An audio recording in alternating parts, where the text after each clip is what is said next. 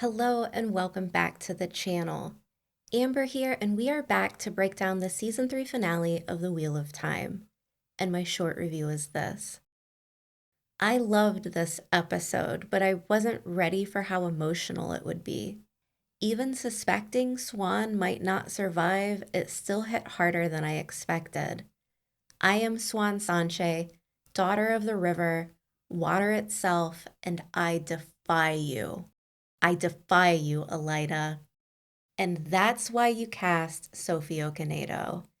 This will go down as one of the most emotional death scenes in the history of fantasy for me. The delivery of her monologue is so powerful, and in her last moments, publicly declaring her love for Moiraine was gut-wrenching. I like to think Moiraine felt Swan's love through their bond, giving her the strength to keep fighting Lanfear. It's only after Swan's death that Moiraine makes her frenzied final attack, seemingly ready to die herself. What stands out most to me is the sobering realization that the forces of the light are left to pick up the pieces and rethink their strategies. And thematically, I think this fits. The side of the shadow and the darker aspects of the story come into full view and become more powerful and more complex. The shadow literally rises. The White Tower opens the season, falling apart after a violent attack, and by episode 8, it's left in shambles once again, this time under the control of new leadership after a hostile takeover by Elida. Nynaeve, Matt, Min, and Elaine leave Tanchico empty-handed. They fail to retrieve the mail item, and not only do they miss the chance to bring the Black Aja to justice, but Liandrin walks away triumphant, now vying for a spot as one of the Forsaken. Moiraine fails to kill Lanfear, and what's worse, loses the love of her life, forcing her to live with the grief despite already making peace with the idea of dying. Meanwhile, Rand ends his arc by threatening the Aiel, saying, "Turn your backs on me and you will die," blackening the sky in a moment of raw power. It's such a striking scene, very well acted, and it launches him into Act 2 of his character arc, beginning the painful process of hardening himself in order to carry the weight of being the dragon reborn. It's a very different type of payoff than what we get in the books. The Shadow Rising ends with a lot of big wins for our characters, while the show takes a more complex emotional route. For viewers familiar with the books, it might take a shift in perspective to appreciate the themes and arcs the show is exploring and the meaning behind them. The finale is an incredibly powerful episode of television, and for me, it doesn't lose any points for ending on a darker, more somber note than the books. I'm excited because it sets the stage for resistance. Armies are rising and our characters are headed towards war. Rand has the Aiel. Fail and Perrin's army may come for him. Nynaeve can channel, and Egwene proves her strength by pushing Lanfear out of Tel'aran'rhiod. Elaine learns her mother is under the control of one of the Forsaken. And Matt receives some very powerful gifts. All of it points to our heroes getting ready to fight back. This was easily the best finale so far, and I really enjoyed it. My only small critique is how quickly the final scenes jumped from one to the next. Before we dive into the breakdown, don't forget to like and subscribe. It's the best way to stay up to date on big news and coverage. I've put a lot of time into these videos this season, and I loved chatting with you in the comments. If you want to help support the channel, check out Road to Valon on Patreon or join through YouTube memberships. And with that, let's dive into it. We begin on a flashback of Elida 10 years ago exiting the Twisted Stone doorframe. Alviarin is upset at her reckless behavior. All we know is Elida now has a bracelet, pointing to it being a gift from the Finn. Does the bracelet give her the ability of foretelling? Also, we need to ask what price she paid for it. And then, plot twist, Samael's alive and Moraine's got him on magical house arrest. It turns out this was Lanfear and Moraine's plan all along. They need a channeling teacher for Rand. Moghedien presents the cuff she stole from Nynaeve and Elaine to Liandrin. Nynaeve follows Liandrin to the Panarch's palace while Mat goes to get the others. Lanfear meets with Rand in Tel'aran'rhiod at the site where the Sharome crashed in episode 4. It's a ruse. Egwene pops in and pushes Lanfear out of the dream, cutting to a very Avengers-style scene where Moraine, Rand, Lan, Bear, Melaine, and Egwene stand ready powering up, expecting Lanfear to strike, but she doesn't take the bait. Next up, Melindra is revealed to be a dark friend working for Lanfear. Moghedien then kills Samael, single-handedly crushing Rand's opportunity of finding a channeling coach. And honestly, it's probably a good thing. Samael hated Lews Therin with a passion and probably would have trained him by throwing him into an active volcano and calling it a lesson. There has to be a better option out there. We just haven't met them yet. My money's on Mazrim Taim, or literally anyone else who isn't carrying a 3,000-year-old grudge. Aviendha tells Egwene her future is hers to choose and asks if Rand is even worthy of her strength. And I love that. It's also not just advice. Aviendha has seen her own future in Ruidion, and she hates what she saw. But Egwene still has a choice, and Aviendha urges her to take it. And Lanfear is full of surprises today. She gives Couladin his own set of matching dragon tattoos to proclaim himself Kara Karn. In Tanchico, Elaine and Tom search for the collar, and we learn some things about both of them. 1. Tom has spent extensive time in the royal palace. He knows Elaine from when she was a child. We also learn about Elaine being a curious child. She used to take apart clocks to see how they worked. Now, sidebar on this, Elaine has a gift that hasn't yet been revealed, so it's something to keep an eye out for. Min and Mat are also searching for the collar, and they enter a storeroom filled with artifacts. We see some foreshadowing when Mat asks her, "Do you ever wonder what the world would be like if there was no one power, no weaves?" He is also still suffering from the weight of all the memories of past ages in his head, voices and memories of battle. Mat wanders into the redstone doorframe and is greeted by the Eilfin, who asks him of his needs. Back with Elaine and Tom, we learn Lord Gabriel was never really the Queen's consort. Tom, who once served at court, knows this, but keeps the details vague.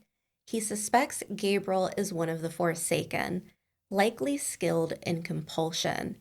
As Jean loses control of the balefire rod, Elaine blasts her, snatches the rod mid-air, and fires a stream of balefire at Jean.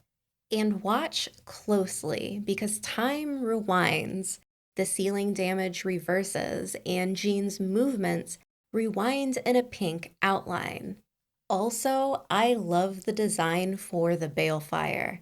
It's giving Godzilla atomic breath, which is actually just how I always envisioned it. The effects team have really outdone themselves this episode. Back to Mat inside the realm of the Finn, and I love this encounter so much. I'm working on a video right now explaining them more, but this is a creature from a different realm that grants wishes. As the Eilfin asks of his needs, Mat spouts off 3 requests. First, what I need is to stop getting bollocked about by every bloody magical force on this bloody planet. I'm sick of this one power. Second, you can fix me. And third, I need to get the fuck out of here, now! The Finn will then set the price for his requests, Mat's life. and boots him back out into his own dimension, and he appears hanging from the doorframe. Min does some rudimentary CPR on him, and he wakes up with 3 gifts. His foxhead medallion, the voices of battle in his head are gone, and the Ashandarai that his noose was hanging from. And like I said, I'll explain this further in my next video. Liandrin confronts Nynaeve, takes the collar, and ignores her plea to turn back to the light. Instead, she uses the One Power to chain her and hurl her into the sea. And as Nynaeve fades, she hears the voice of the daughter she never had, and in that moment, she feels peace. Her black was always rooted in emotion and her refusal to let go. She spent her life being the strong one, the protector, too afraid to surrender. But in her last breaths, she finally releases that fear, and the One Power answers, rushing through her and parting the waters. I'm so happy this moment is happening right now, even earlier than in the books. Back in the waste, Melindra sneaks up on Lan, not to kill him, but to confess. She became a dark friend only to see the golden crane fly again, to restore Malkier. Lan, bound by duty, must live to fulfill that dream as its last king. But when she breaks her dark oaths, it kills her. Another quick sidebar here, but being a dark friend doesn't always mean you're beyond redemption. As Nynaeve told Liandrin, it's possible to turn back to the light. The key is the oath. If someone swore a dark oath, breaking it means death, like Melindra. But not all dark friends take those oaths. Redemption without death is possible unless they have been sworn in. Next is one of my favorite scenes. Moiraine tells Rand he was right to come to the waste and apologizes for trying to control him. Rand thanks her for always helping him, for believing in him, and then he asks her to stand by his side. Varen confronts the Red Aja and orders them back to Tar Valon. They refuse, saying they've already accomplished their goal by removing Siuan Sanchai's allies from the tower. Back in the hall, Siuan bursts in to find Elaida wearing the Amerlin's stole. In a unanimous vote, 11 sitters have deposed her, accusing her of being a dark friend and hiding the dragon reborn. She is sentenced to be stilled. In Tanchico, Liandrin strikes up a deal with Moghedien, telling her she can become nameless, but she needs another chosen weaker than herself to work with, like her, so they can cage the dragon reborn together now that Liandrin has the collar. Ravine and Lanfear find Samael dead, and she tries to recruit him with a Kalandor sales pitch. He knows the Dragon Reborn has ghosted her once again, and she agrees she's ready to kill her ex. At Alcair Dal, Couladin says he's the Karakarn and shows off his fake tattoos. Rand joins him and schools him on the prophecy. Couladin doesn't fit because the Karakarn must be of the blood but not raised by the blood. Rand's father was Aiel, of the blood, but Rand was raised in the Two Rivers. Couladin doesn't fit the prophecy. And as much as I hate Elaida, she looks incredible here. Siuan speaks her truth, that she loves Moiraine and has always loved her, and she will die to protect her. Meanwhile, Rand pushes Couladin to tell what he saw in Ruidion, calling his bluff. Siuan tells Elaida about Guitarra's prophecy, and then things kick off between Moiraine and Lanfear. Then Rand tells the Aiel of their history, that they are oath breakers, fulfilling the prophecy. The Karakarn will destroy the Aiel and break them, and that's exactly what happens. Learning that they were once pacifist oath breakers goes against everything they pride themselves on. And you can see the different clans start to separate and leave. Lanfear and Moiraine keep fighting, and we cut to Siuan Sanchai telling the Aes Sedai that they cannot hide behind the walls of the White Tower and pretend they have control. As Moiraine and Lanfear continue to attack one another, Moraine grabs the Sarkarnan and wallops Lanfear with the one power. Lanfear is basically flying at this point, and it's an incredible scene. I especially love the sound design of the different weaves connecting and bouncing off each other. Dark versus light, the blackness of Lanfear harnessing the true power, the power given by the Dark One, and Moraine in white golden light. Rand recites more of the prophecy, proclaiming himself Kara-Karn, and then starts channeling. In her final moments, we cut to Siuan Sanche, strong but exhausted. She carries the weight of too many battles and too much opposition. But it's not Elaida who kills her, it's Alviarin. And the only way that's possible if Alviarin truly believes Siuan is a dark friend, or it would break the 3 oaths.